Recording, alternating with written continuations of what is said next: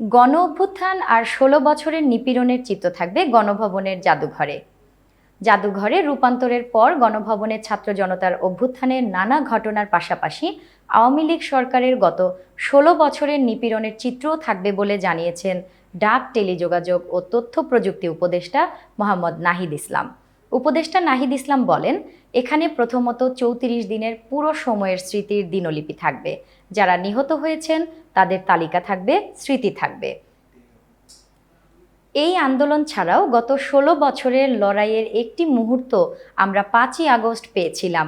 এই ১৬ বছরে যে নিপীড়ন হয়েছে, যারা গুম হয়েছেন তাদের তালিকা থাকবে, যারা বিচার বহির্ভূত হত্যার শিকার হয়েছেন এসব বিষয়ের একটি উপস্থাপনা থাকবে।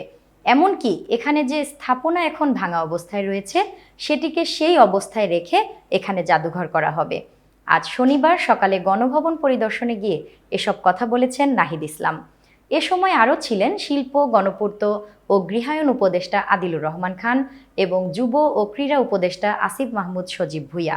পরিদর্শন শেষে তারা গণমাধ্যম কর্মীদের সঙ্গে কথা বলেন।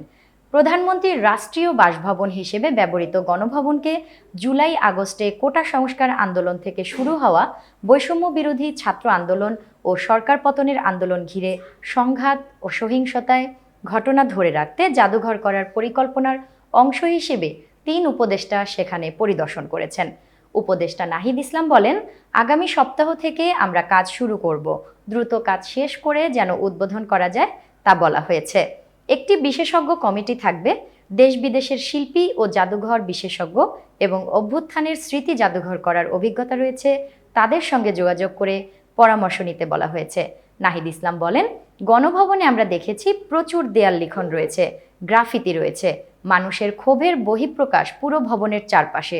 এখানে যেসব আসবাব লুট হয়েছে, পরে যেগুলো মানুষ রেখে গেছেন সবকটি সংরক্ষণ করা হয়েছে। আমরা চেষ্টা করব সেগুলোকে রেখেই কার্যক্রম শুরু করতে। গণভবন প্রধানমন্ত্রীর বাসভবন হিসেবে ব্যবহার হয়ে থাকে। পরবর্তী প্রধানমন্ত্রীর বাসভবন কোথায় হবে তা নিয়ে অন্তর্বর্তী সরকারের উপদেষ্টারা আলোচনা করেছেন কিনা সাংবাদিকদের এমন প্রশ্নে নাহিদ ইসলাম বলেন, বিষয়টি পরে আলোচনা হবে। আর অন্তর্বর্তী সরকারের প্রধান উপদেষ্টা এখন যেখানে আছেন সেখানেই থাকবেন।